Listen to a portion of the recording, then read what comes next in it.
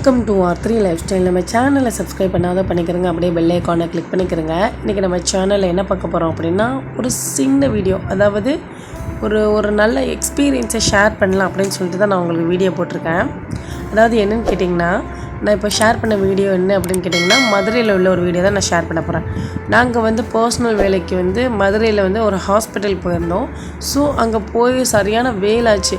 சரியான வெயிலில் நாங்கள் ஹாஸ்பிட்டல் எல்லாம் அலைஞ்சு திரிஞ்சு அதுக்கப்புறம் செம்ம பசி ஆயிடுச்சின்னு சொல்லிட்டு நாங்கள் ஒரு ஹோட்டல் போய் சாப்பிட்லான்ட்டு நாங்கள் வெளியில் வந்த இடம் தான் இந்த ராவுத்தர் பிரியாணி. இந்த ராவுத்தர் பிரியாணியை பற்றி நான் கேள்விப்பட்டிருக்கேன், நல்லா இருக்குது அப்படின்னு சொல்லுவாங்க. சரி நம்ம போய் சாப்பிட்லான்னு சொல்லிட்டு அங்கே போய் நாங்கள் சாப்பிட கிளம்பிட்டோம். உள்ளே என்ட்ராகும்போது எல்லாத்தையும் சூப்பராக நீட்டாக தான் எல்லாமே வச்சுருந்தாங்க. அதெல்லாம் ஒன்றும் பிரச்சனை இல்லை. பட் உள்ளே போய் சாப்பாடை ஆர்டர் பண்ணி அதை சாப்பிடும்போது தான் தெரிஞ்சுது இவங்க எந்தளவுக்கு கோல்மால் பண்ணுறாங்க அப்படின்னு. ஏன்னு கேட்டிங்கன்னா, நம்ம ஒரு பிரியாணி வாங்கி சாப்பிடணும், இந்த பிரியாணி வாங்கி சாப்பிடணும்னு சொல்லிட்டு நம்ம ஒரு ஆசையில் போய் நம்ம ஆர்டர் பண்ணியிருப்போம். பட் அது அந்த பிரியாணி அப்படிங்கிறது தான் அங்கே இருக்கிற கேள்வியே நம்மளுக்கு. நாங்கள் பேசிக்காக பார்த்திங்கன்னா எல்லாத்துக்கும் ஒவ்வொருத்தரும் பிடிச்ச பிரியாணி ஆர்டர் பண்ணுவோம்னு சொல்லிட்டு ஆளுக்கு ஒரு பிரியாணி ஆர்டர் பண்ணோம். நாங்கள் நாட்டுக்கோழி பிரியாணி, அப்புறம் ப்ரான் பிரியாணி, மட்டன் பிரியாணி, இந்த 3 பிரியாணி ஆர்டர் பண்ணியிருந்தோம்.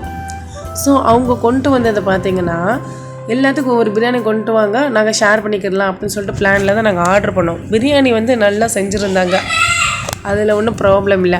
ஆனால் ப்ராப்ளம் எங்கே இருக்குது அப்படின்னு சொல்லி கேட்டிங்கன்னா, இவங்க செஞ்ச பிரியாணி ஒன்று தான். பட் அது மேலே சிக்கனை வச்சு சிக்கன் பிரியாணின்னு, ப்ரானை வச்சு ப்ரான் பிரியாணின்னு, மட்டன் கறி 2 பீஸை வச்சு மட்டன் பிரியாணின்னு சொல்லிட்டு இப்படி ஏமாத்துறாங்க பாருங்கள்.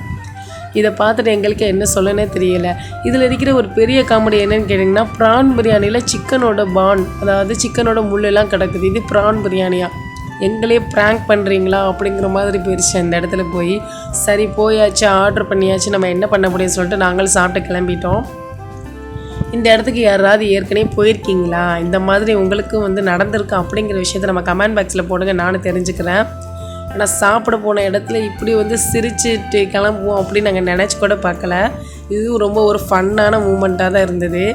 இந்த மாதிரி நிறைய இடங்களில் பண்ணுவாங்க, பட் இந்த மாதிரி ஒரு நல்ல ஹோட்டலில் பண்ணுவாங்களா அப்படிங்கிறது எனக்கு ரொம்ப ஆச்சரியமாக தான் இருந்தது. ஸோ இந்த மாதிரியான இன்ட்ரெஸ்டிங்கான ஒரு டாபிக், இந்த மாதிரியான ஒரு ஃபன்னான மூமெண்ட்லாம் நீங்கள் தெரிஞ்சுக்கிறணும் அப்படின்னு நினச்சிங்கன்னா, மறக்காமல் நம்ம சேனலை சப்ஸ்கிரைப் பண்ணிக்கிறங்க, அப்படியே பெல் ஐக்கானை கிளிக் பண்ணிக்கிறங்க. இந்த மாதிரி ஃபன் மூமெண்ட் உங்கள் லைஃப்லேயே நடந்திருக்கா அப்படிங்கிற விஷயத்தை நம்ம கமெண்ட் பாக்ஸில் ஷேர் பண்ணுங்கள், நானும் தெரிஞ்சுக்கிறேன். மறக்காமல் நம்ம சேனலை சப்ஸ்கிரைப் பண்ணிவிட்டு உங்களோட தாட்ஸ் என்ன அப்படிங்கிறத நம்ம கமெண்ட் பாக்ஸில் தட்டி விடுங்க, நான் தெரிஞ்சுக்கிறேன்.